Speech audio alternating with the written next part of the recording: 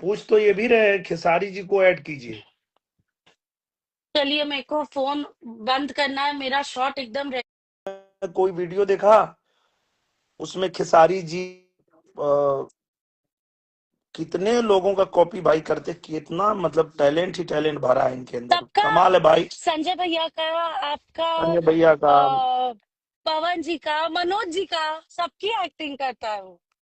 अरे अभी हाल में खेसारी जी का भी कर रहे थे, मैंने देखा, कमाल। भाई विपुल भाई कमाल हो आप।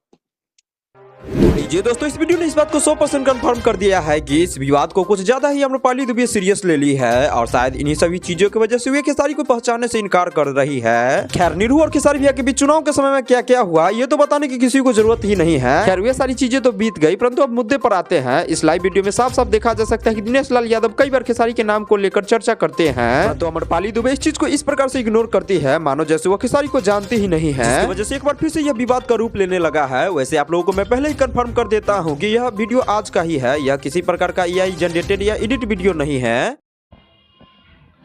देखिए, बिहार को बर्बाद करने में ही सबका हाथ है। लाइए हमको हमको कराइए, हमसे बात कराइए तो कौन है। और बिहार इलेक्शन में जो हुआ है निरहुआ खेसारी में, यही सब विवाद के कारण सब बात बोला जा रहा है। आप लोग देखिएगा।